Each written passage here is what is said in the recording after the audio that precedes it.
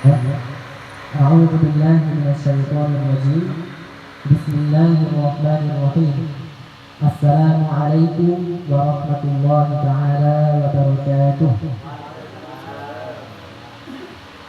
الحمد لله رب العالمين وحده والصلاة والسلام على أشرف الأنبياء والمرسلين سيدنا محمد وعلى آله وصحبه أجمعين. اللهم لا سهل إلا ما جعلته سهلا وأنت يا حي يا قيوم تجعل الحزن إذا شئت سهلا.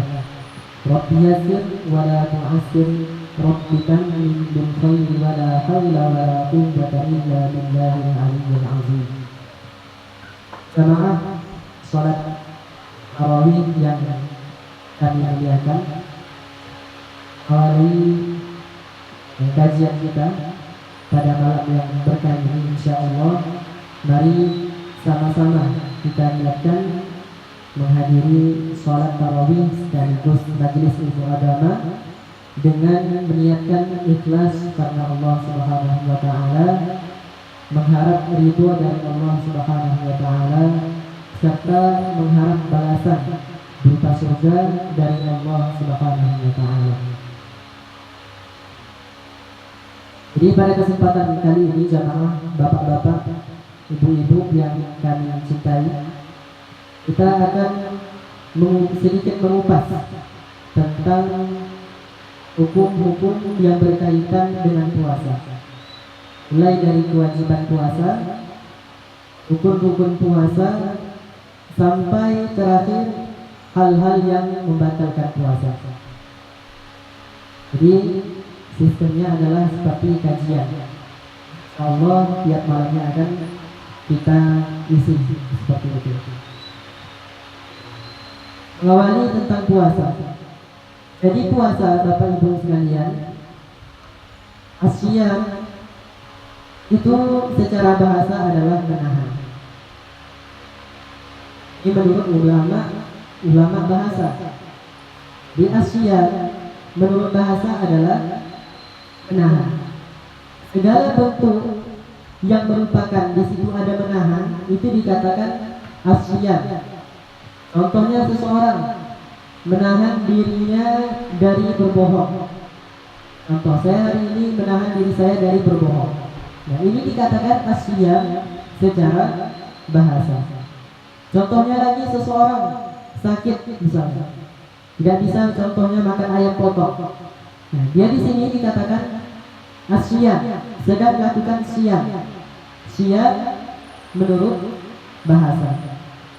Tetapi yang dimaksud dengan ulama fikih dalam kitab-kitab fikih adalah menahan diri dari hal-hal yang dapat membatalkan puasa.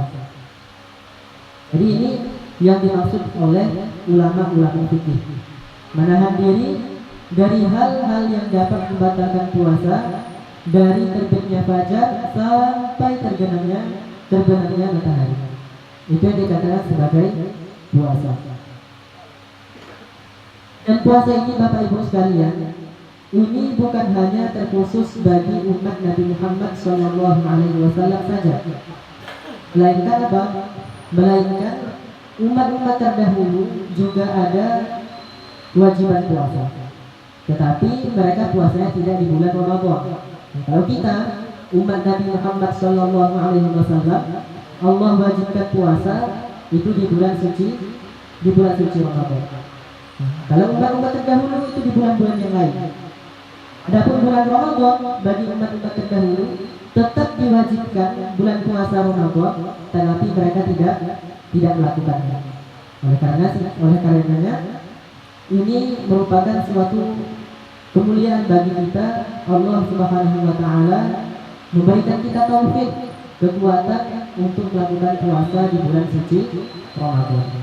Karena umat-umat terdahulu diwajibkan bagi mereka, tetapi mereka tidak diberikan taufik untuk melakukan puasa di bulan suci Ramadan. Seperti itu. Kemudian puasa Ramadan ini dikatakan oleh para ulama adalah ibadatul azimah, merupakan suatu ibadah yang sangat mulia sekali. yang sangat luhur sekali derajatnya. Sampai-sampai dikatakan di dalam hadis Rasulullah Shallallahu Alaihi Wasallam, Allah Subhanahu Wa Taala menyebutkan dalam hadis qudsi yang berbunyi apa? Kullu hasanatin bi'ashri amsalha ila 700 dhi'fin illa siyam fa innahu li wa ana ajzi bih. Di dalam hadis qudsi Allah Subhanahu wa taala menjelaskan apa? Kullu hasanatin bi'ashri amsalha. Setiap amal kebaikan itu pahalanya dilipat gandakan sampai 10 kali lipat, kata Allah Subhanahu wa taala. Ila 700 dhi'fin, 10 kali lipat sampai 700 kali lipat. Itu setiap amal kebajikan yang kita lakukan. Sholat, haji, apa lagi? Semua amal kebaikan itu pahalanya ada yang 10 lipat pahala, ada sampai 700 kali lipat pahala. Tetapi ada pengecualian, kata Allah Subhanahu wa taala, illa syiyam. Semuanya itu seperti itu tadi kecuali satu. Kecuali satu ibadah, yaitu illa syiyam, yaitu puasa, kecuali puasa. Fa innahu li wa ana ajzi bih. Karena sesungguhnya puasa, kata Allah, itu adalah untukku. Untukku maksudnya apa? Maksudnya puasa ini derajatnya sangat luhur. Sangat luhur sekali, sangat tinggi sekali. Fa innahu li wa ana ajzi bih. Dan aku sendiri, kata Allah, yang akan membalasnya. Nah, di sini dipahami oleh para ulama dan diajarkan oleh para ulama bahwasanya puasa itu pahalanya sangat besar sekali. Sampai-sampai dijelaskan di dalam hadis tadi, setiap amal kebaikan itu pelipat gandaan pahalanya itu ada yang 10 sampai 700 kali lipat, kecuali puasa. Kalau puasa itu tidak ada yang mengetahui pahalanya kecuali Allah Subhanahu wa taala. Pertama itu tentang keutamaan berpuasa. Kemudian Bapak Ibu sekalian yang dirahmati Allah Subhanahu wa taala, ibadah puasa ini Allah taala wajibkan pada tahun kedua Hijrah atau pada tahun kedua Hijriah. Tahun Hijriah itu adalah tahun di mana Rasulullah Shallallahu Alaihi Wasallam telah melakukan hijrah dari Makkah ke Madinah. Itu. Setelah Rasul tinggal di Madinah 2 tahun, kemudian turunlah wahyu buat kewajiban tentang kewajiban berpuasa di bulan suci Ramadan pada tahun kedua Hijriah. Kemudian Rasulullah Shallallahu Alaihi Wasallam berpuasa 9 kali, maksudnya 9 tahun. Dan setelah itu Rasulullah Shallallahu Alaihi Wasallam pun meninggal dunia atau wafat. Kemudian Bapak Ibu sekalian, puasa ini sendiri termasuk hal yang telah diketahui oleh seluruh lapisan masyarakat. Jadi semua masyarakat itu tahu kewajiban puasa. Datang kita ke tukang kayu contoh, apa hukum puasa? Pastinya dia akan menjawab hukumnya adalah wajib. Datang ke tukang kebun misalkan, katanya tentang hukum puasa, pasti dia akan menjawab hukumnya adalah wajib. Begitu juga dengan orang yang berilmu, para alim ulama contoh, pastinya dia mengetahui hukum tentang puasa. Jadi hukum puasa ini telah ma'lumun minad dini bid-darurah, diketahui oleh seluruh lapisan masyarakat, baik orang yang berilmu ataupun orang yang tidak berilmu. Nah, oleh para ulama dibuatkan kaidah karena hal demikian. Karena hal ini telah diketahui oleh orang yang berilmu dan orang yang tidak berilmu, ulama mengatakan keluar dari agama Islam orang yang mengingkari kewajiban berpuasa. Kalau ada orang yang mengingkari kewajiban puasa, maka dia telah keluar dari agama Islam. Contohnya mengatakan, nah puasa ini tidak wajib. Siapa yang mengatakan wajib? Contohnya dia mengatakan seperti itu, maka dia telah keluar dari agama Islam, bukan orang Muslim lagi. Kecuali Kalau misalkan di daerah kita ada orang yang baru masuk agama Islam, contohnya dia masuk agama Islam jam 8 pagi. Contohnya dia masuk agama Islam jam 8 pagi. Sebelumnya dia ini murtad. Contoh. Jam 8 pagi dia masuk agama Islam. Kemudian jam 8 lewat 5 dia mengatakan, nah ini puasa Ramadan ini tidak wajib hukumnya. Maka di sini dia tidak keluar dari agama Islam. Kenapa? Karena dia baru masuk agama Islam. Jadi dia belum tahu terperinci tentang hukum-hukum yang berkaitan dengan agama Islam.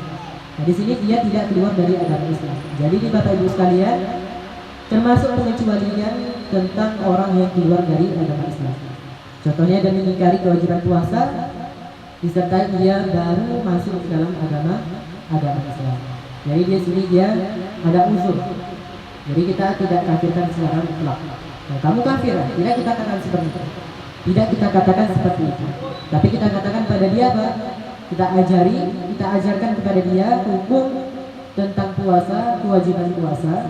Nah, kemudian jika dia menolak hukum tersebut dan tetap mengingkari di dalam hatinya, ataupun mengatakan setelah kita ajarkan, dia mengatakan tetap kekeh, ini puasa tidak wajib, padahal kita sudah ajarkan. Meskipun dia baru masuk dalam agama Islam, di sini tetap dia keluar dari agama Islam, karena dia mengingkari setelah mengetahui seperti itu. Adapun orang yang tidak melakukan puasa, tapi dia tidak mengingkari kewajiban puasa. Contohnya orang yang mendodos sawit, contoh. Tak tolong lagi nak puasa. Dah letih betul, sudah capek seperti itu, buku. Tidak melakukan puasa. Di sini dia tidak keluar dari agama Islam, selagi dia masih meyakini kewajiban puasa tersebut. Ini masih dikatakan muslim, kecuali dia mengingkari kewajiban puasa. Di sini baru dia keluar dari agama Islam. Jadi itu dia pentingnya untuk mempelajari ilmu agama agar kita tahu mana hal-hal yang dapat menjaga keimanan kita dan mana hal-hal yang dapat mengeluarkan kita dari keimanan kita. Jadi orang yang mengingkari kewajiban puasa setelah mengetahui hukumnya, di sini dia keluar dari agama Islam. Kemudian hadis tentang kewajiban puasa ini telah sangat jelas sekali.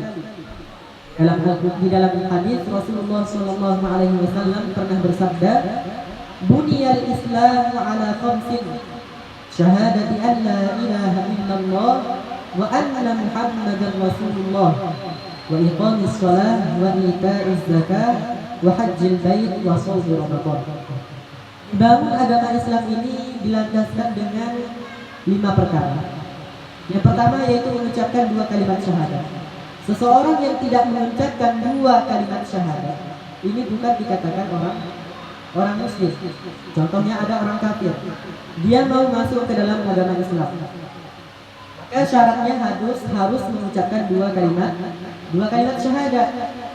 Harus mengatakan asyhadu an la ilaha illallah wa asyhadu anna Muhammadan Rasulullah. Tidak cukup dia mengatakan astagfirullahalazim, astagfirullahalazim.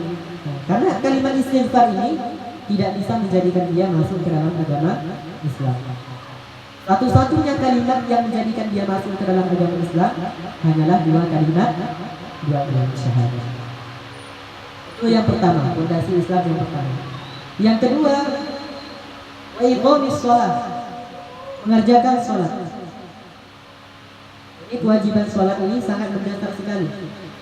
Dan sholat ini, Bapak Ibu sekalian, adalah ibadah yang pertama kali akan dihisab ketika kita nanti di akhirat. Jadi amal yang pertama kali dihisab nanti ketika di akhirat adalah sholat. Kalau seseorang muslim tidak melakukan sholat, ya, dia pasti nanti akan masuk surga, tetapi dia terlebih dahulu dia diazab dulu di neraka karena tidak melakukan sholat. Inilah pentingnya mendirikan mendirikan sholat. Kemudian pondasi Islam selanjutnya wa ita'iz zakat, menunaikan zakat. Jadi zakat ini ada dua, ada namanya zakat badan, ada juga namanya zakat harta. Zakat badan ya seperti zakat fitrah, zakat harta seperti zakat emas, perak dan lain-lain semacamnya. Ini merupakan pondasi Islam. Juga wa hajjil bait, juga haji ke Baitullah. Ini bagi orang yang mampu dengan syarat-syarat yang telah ditentukan oleh para ulama. Kemudian yang terakhir, yang pembahasan kita pada malam hari ini adalah wa shaumi Ramadan, dan melakukan puasa di bulan suci Ramadan. Ini adalah dalil kewajiban puasa bulan suci Ramadan. Jadi kesimpulan pada malam hari ini adalah mari kita sama-sama meningkatkan kualitas ketakwaan, keimanan kita kepada Allah Subhanahu wa taala dengan melakukan amal ketaatan, terkhusus di bulan suci Ramadan ini. Berpuasa di bulan suci Ramadan, berpuasa bertakwa kepada Allah Subhanahu wa taala, dan tidak hanya mencukupkan diri dengan puasa saja. Seseorang berpuasa namun tidak melakukan sholat, di sini dia juga mendapatkan dosa karena meninggalkan sholat. Jadi seseorang yang sempurna keimanannya, dia itu melakukan sholat, puasa, zikir, dan segala hal-hal yang mendekatkan dia dengan kepada Allah Subhanahu wa taala. Dia melakukan zikir, tawajuh, macam-macam itu kan. Itu kan hal-hal yang mendekatkan diri kepada Allah Subhanahu wa taala. Kan kita sebagian orang di luar sana itu seperti apa? Puasa saja namun tidak sholat, atau sholat saja namun tidak berpuasa. Jadi ini bukan termasuk keimanan yang sempurna. Mungkin itu saja yang dapat kami sampaikan pada malam yang berkah ini. Semoga apa yang kami sampaikan bermanfaat pada jamaah sekalian atau suluk dan bisa diamalkan saja. Barakallahu fiikum. Assalamualaikum warahmatullahi taala wabarakatuh. Ada pertanyaan, Pak Atuk? Kalau pertanyaan sekiranya bisa dijawab.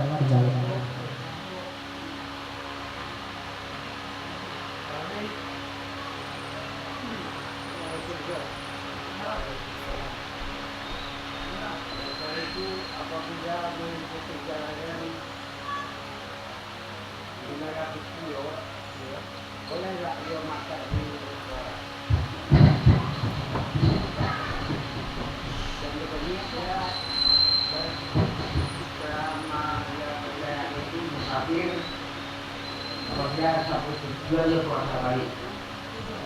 Jadi dalam perjalanan itu boleh dia buka dan berniat untuk mengkodoknya. Apa boleh dijadikan itu? Katanya aturan minggu bagus, bapak-bapak ibu sekalian. Seseorang yang melakukan safar atau musafir itu boleh makan atau minum dengan syarat dia harus keluar dari daerah dia sebelum fajar. Masuk waktu subuh tuh, jadi dia harus keluar dulu. Contohnya kita Sungai Pinang, akhir balap itu di Sungai Pinang itu jalan kelompok tani sana, jalan ujung jalan Pinang GS. Dan lewat Pinang GS itu udah keluar dia dari situ sebelum fajar. Di situ dia boleh dia tidak berpuasa. Contohnya kita melakukan safar ke Medan, jadi boleh seseorang itu tidak puasa kecuali dengan syarat harus keluar dari daerah itu sebelum fajar. Jadi daerah kita itu terhitung keluar dari daerah itu di Pinang GS, karena di Pinang GS itu tak ada lagi bangunan yang nyambung ke daerah setelahnya. Itu terputus bangunan. Di situ kalau kita sudah keluar dari situ, itu tidak berpuasa. Kalau keluar pagi, pergi ke Bagan atau Poi ke Medan, bangkainya jam 7 pagi. Di situ tak bisa. Tak bisa ngambil rukhsah untuk tidak berpuasa, harus berpuasa. Syarat bolehnya berbuka itu harus keluar dari daerahnya sebelum terbit fajar atau sebelum masuk waktu subuh. Jadi tak sembarang pun kita bisa buka. Kemudian jarak safar itu sebagian ulama mengatakan 80 kilo itu sudah termasuk jarak safar. Memang kalau memang dalam fikih itu macam jarak itu, jarak safar, jarak kosong sholat itu memang banyak pendapat. Ada yang mengatakan 80 kilo. Memang fikih itu memang banyak. Mazhab itu aja ompek kan. Jadi banyak pendapat ulama yang mengatakan jarak-jarak demikian. Menurut Imam Nawawi seperti itu, menurut Imam Syafi'i seperti itu. Nah, pendapat yang mudah itu sekitar 80 kilo. Jarak tempuh yang akan kita tempuh itu 80 kilo. Kemudian kita keluar sebelum fajar, di situ boleh untuk melakukan untuk tidak berpuasa.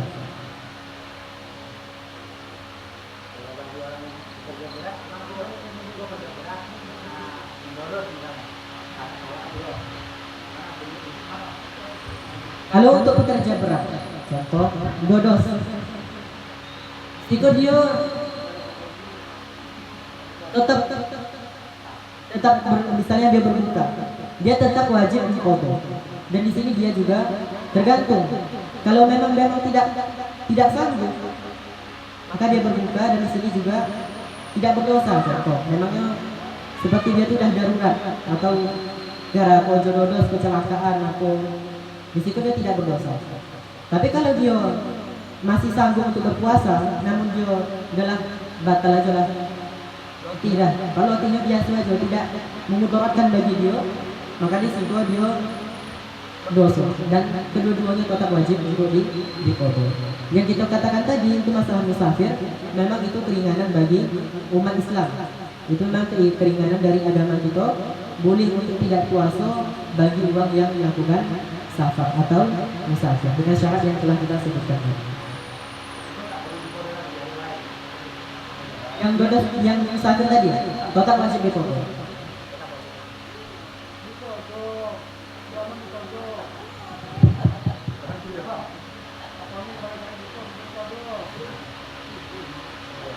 Semuanya tetap wajib diqada.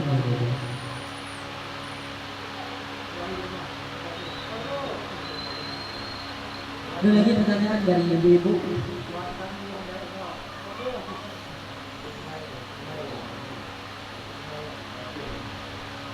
Kita atur, ada. Kalau membayar kifarat itu bagaimana sih membayar kifarat itu kalau macam kami ini kalau bodoh tak boleh bayar kifarat kan gitu. Yang harus bayar kifarat itu bagaimana? Kalau yang bayar kafar itu orang yang melakukan hubungan badan di siang puasa. Jadi orang tua yang tak kami masih nikah membuat itu namanya bayar fidyah. Ya, fidyah sama kafar. Itu mungkin akan datang pembahasan kita di pertemuan selanjutnya atau dalam itu.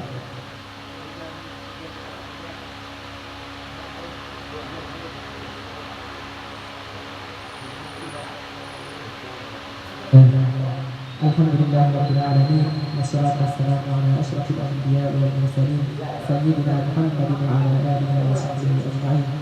Allahumma inna nas'aluka ilman nafi'an wa qalban khashi'an wa 'amalan mutaqabbala wa rizqan wasi'an halalan tayyiban mubarakan fihi ya dzal jalali wal ikram.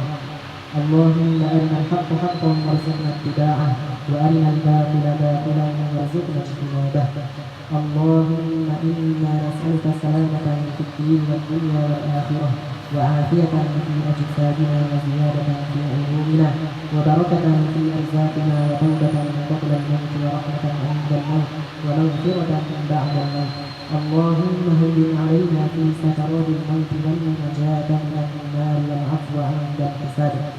اللهم ربنا ظلمنا أنفسنا ظلما كثيرا وإنه لا يغفر الذنوب إلا أنت فاغفر لنا مغفرة من عندك وارحمنا إنك أنت الغفور. ربنا آتنا في الدنيا حسنة وفي الآخرة حسنة وقنا عذاب النار وصلى الله على سيدنا محمد وعلى آله وصحبه أجمعين سبحان ربك رب العزة عما يصفون وسلام على المرسلين والحمد لله رب العالمين.